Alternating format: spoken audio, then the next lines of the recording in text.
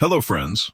Today, I'm going to tell you a story that is not just about America, but about the whole world. This is the story of an agreement between the people and power.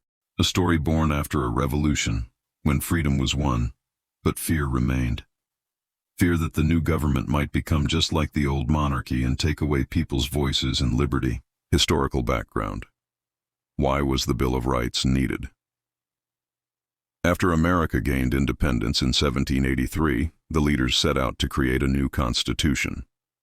It was no doubt a revolutionary document, but as soon as it was presented, debates erupted. Many feared that while the Constitution gave power to the government, it did not guarantee the basic rights of the people. Citizens began to worry.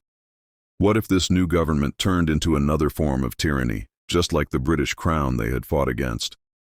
Remember, the American people had gone to war for freedom, equality, and individual rights. They had resisted unfair taxes, oppressive laws, and abuse of power. So when the Constitution appeared without explicit protection of rights, many felt that the very things they had fought for were missing. This fear led to strong demands. The Constitution must include clear guarantees of individual freedoms. Several states even refused to ratify the Constitution unless a Bill of Rights was added. That demand became the foundation of what we now know as the Bill of Rights. A promise that government would be strong, but the people's liberty would be even stronger.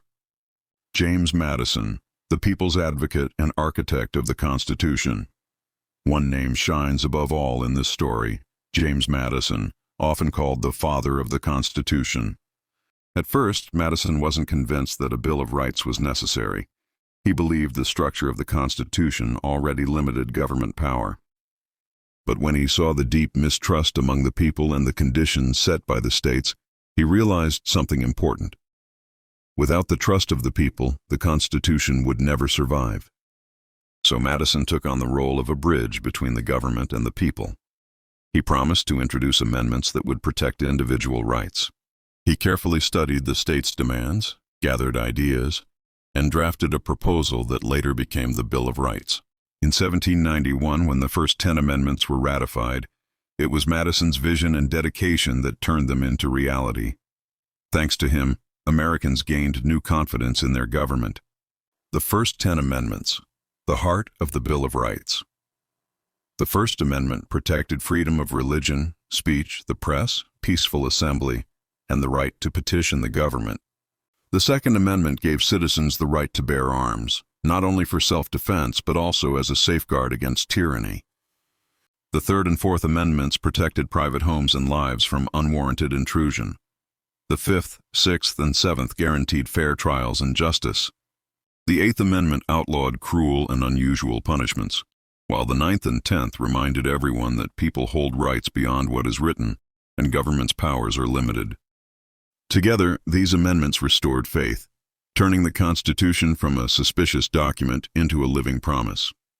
People embraced it as a symbol of their freedom and dignity.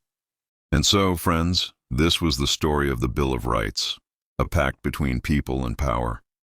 A reminder that true freedom only exists when governments limit themselves and when the rights of the people are placed above everything else. Thank you for joining me on this journey into history. If you enjoyed this story, don't forget to like, share, and subscribe for more stories that shaped our world.